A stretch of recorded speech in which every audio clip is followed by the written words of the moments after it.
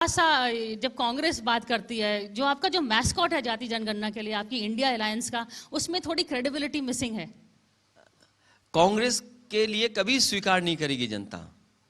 अगर हम पुराना इतिहास उठा करके देखें, इस देश में 1931 तक जाति के आधार पर जनगणना होती थी, और जब मंडल कमीशन बना था तो 1931 में जो कास्ट सेंसस हुआ था उसी के आधार पर उन्होंने अपनी कमीशन की रिपोर्ट तैयार की थी। और उसके बाद जब देश आज़ाद हो गया तो आज़ादी के बाद सबसे पहले अगर किसी ने जाति जनगणना को रोकने का काम किया तो वो कांग्रेस पार्टी ने, और उसके बाद से आज तक जाति जनगणना नहीं हो पाई। मुझे वो दिन भी याद है जब लोकसभा में सेंसस को लेकर के कास्ट बेस्ड सेंसस हो, उसके लिए बहुत सारे दल सामने आए थे। उस समय कांग्रेस ने आश्वासन दिया था कि कास्ट सेंसस हम कराएंगे, लेकिन जब सेंसस हुआ तो जाति जनगणना नहीं कराई गई। तो कांग्रेस की जो क्रेडिबिलिटी है कास्ट सेंसस को लेकर के, आरक्षण को लेकर के, मैं समझता हूं जनता उससे सहमत नहीं है। प्रॉब्लम यही है ना कि कांग्रेस की काफी चीजों से जनता सहमत नहीं है, और आपके इंडिया अलायंस के जो गठबंधन है वो भी लोग सहमत नहीं है। So how are you going to have a credible alliance? आप खुश हैं इंडिया अलायंस से? अभी जो हार हुई है उससे कांग्रेस के अंदर बदलाव दिखाई दे रहा है। हमें उम्मीद है कि आने वाले समय में कास्ट सेंसस होगी। पर किस तरह का बदलाव, थोड़ा समझाइए, किस तरह का बदलाव? उनके एटीट्यूड का आपको लगता है कि जो बिग ब्रदर एटीट्यूड है वो बदला है? पहले कुछ अहंकार दिखाई देता था, अब अहंकार खत्म हो गया है। पर अब आपकी तरफ से अहंकार आ रहा है, वो आपको इनवाइट करते हैं, आप लोग जाते नहीं है, तो क्या अब आप लोग अपना अहंकार दिखा रहे हैं?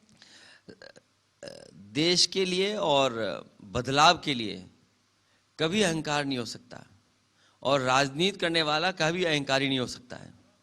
तो समाजवादी लोग कभी इस तरह का काम नहीं करते कि अहंकार दिखाई दे। ये जिम्मेदारी कांग्रेस पार्टी की है कि सभी दलों को कैसे साथ लाएं, और वो एक कोशिश होती अगर अभी जो हाल में चुनाव हुआ है तो देश को परिणाम दूसरे मिलते।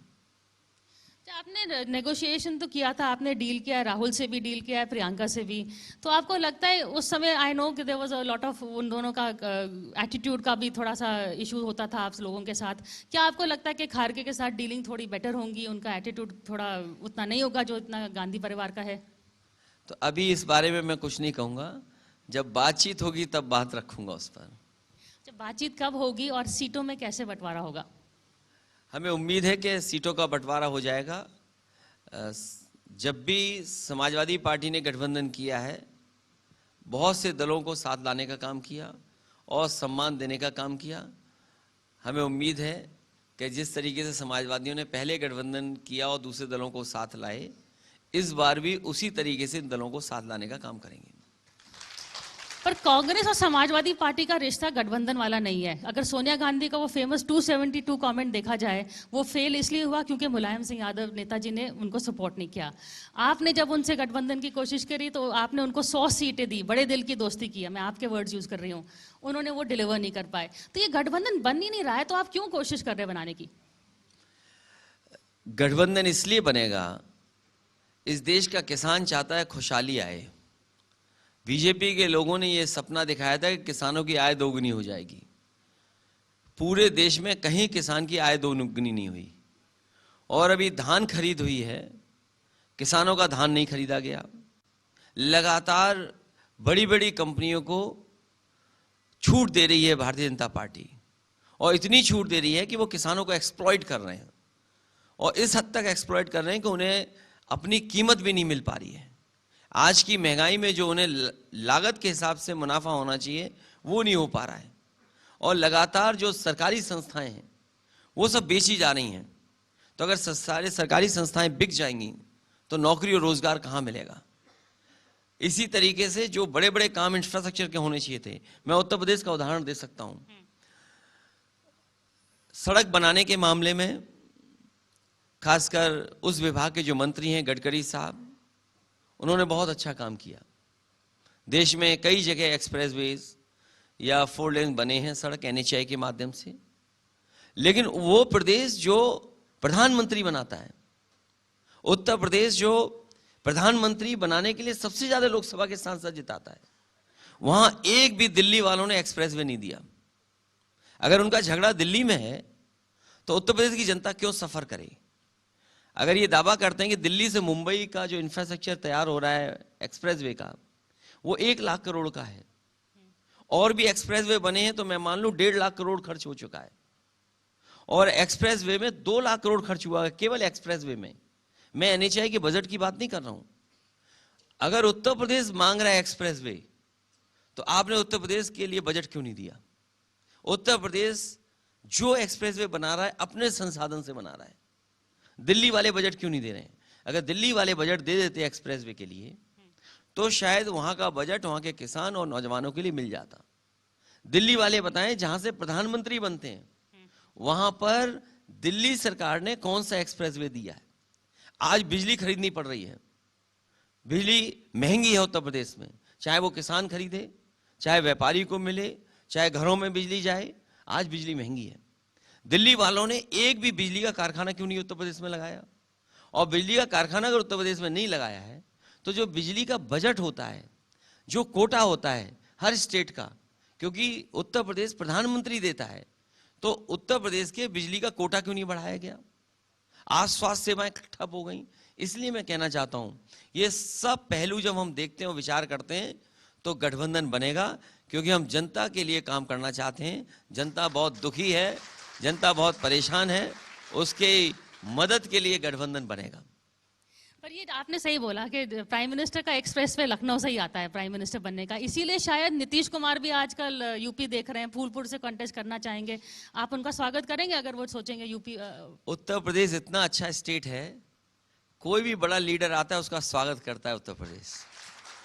पर समाज और गुजरात के लोगों को यह पता होता है कि गुजरात से ही लड़कर के प्रधानमंत्री बन जाते तो शायद उत्तर प्रदेश कोई नहीं आया होता, क्योंकि उन्हें भी ये पता है कि उत्तर प्रदेश आने के बाद ही प्रधानमंत्री बन सकते हैं। तो ये तो अच्छी बात है कि हमारा प्रदेश प्रधानमंत्री देता है। लेकिन नीतीश कुमार का आना, आपको लगता है कि जो आपका इंडिया अलायंस है उसका कोई शक्ल फेस नहीं है, प्राइम मिनिस्टरियल फेस छोड़िए, कोई भी लीडर नहीं बन रहा है, क्या Nitish Kumar be that convener तौर से, खारगे जी, कोई आपको लगता है इस तरह से कोई बन सकते हैं? नहीं, मैंने कई बार कहा कि जो हमारा गठबंधन है उसके पास चॉइस है। आप यंग चाहें तो यंग मिलेगा आपको, कोई ओल्ड एज का आपको प्राइम मिनिस्टर पद चाहिए वो भी मिल जाएगा, महिला चाहिए वो भी है, कास्ट का चाहिए तो वो भी है। बीजेपी के पास क्या चॉइस है? कोई चॉइस नहीं बीजेपी के पास। बीजेपी के पास चॉइस ही चॉइस है। I mean they don't need another choice apart from Modi. लेकिन उनके खिलाफ कौन है आपका? जब परिणाम आएगा और प्रधानमंत्री की रेस शुरू होगी तो अपने आप नाम सामने आ जाएगा। ज्यादा ही कुछ नाम सामने आएंगे ना, प्रॉब्लम ये है आपकी जो खिचड़ी बनती है उसमें ही सारा कोई ना कोई तो आएगा ही। और पहले भी इतिहास गवाह है, जिस समय परिवर्तन हुआ है तो बहुत सारे दल मिलके लड़े, और जब प्रधानमंत्री की बात आई तो आपस में बैठ करके किसी न किसी को एक प्रधानमंत्री के पद के लिए तय कर दिया गया। हमें उम्मीद है चुनाव के बाद देश को प्रधानमंत्री अपने आप मिल जाएगा। जब आप कांग्रेस के साथ बैठते हैं नेगोशिएटिंग टेबल पे, तो आपको ये नहीं याद आता कि यही लोग हैं जिन्होंने मेरे खिलाफ ईडी का केस शुरू किया था? आप मोदी को क्यों कोसते हैं? केस तो इन लोगों ने शुरू किया था। मैं देश के हालात को देखता हूं तो जो कांग्रेस का रास्ता था उसी रास्ते पर बीजेपी चल रही है। कांग्रेस भी खत्म हो गई थी, बीजेपी भी खत्म हो जाएगी। ये तरीका कांग्रेस का था एक जमाने में, ईडी, इनकम टैक्स और इस तरह के लीडर्स की जांच कराने का। तो उसी रास्ते पर बीजेपी चल रही है। बीजेपी ने कांग्रेस से ही सीखा है ये सब कुछ। तो फिर आप कांग्रेस के साथ कैसे बातचीत कर रहे हैं? अब कांग्रेस में सुधार है, मैं समझता हूं। अच्छा, तो ये नहीं कि पोस्ट पोल अलायंस आप लोगों को सूट करेगा, क्योंकि अभी टाइम भी नहीं है। सीट कैसे आप सीट गठबंधन डिसाइड करेंगे? 3-4 महीने तो बचे हैं चुनाव के लिए।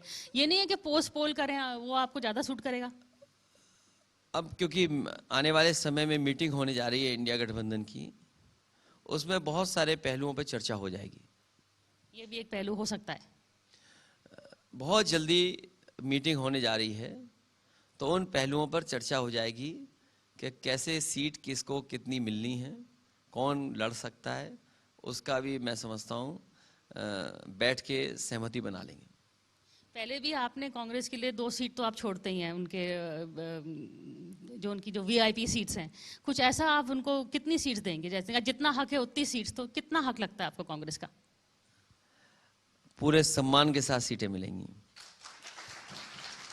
ये सम्मान वैल्यू हो रहा है या डी वैल्यू हो रहा है? अब सम्मान संख्या से तो नहीं हो सकता।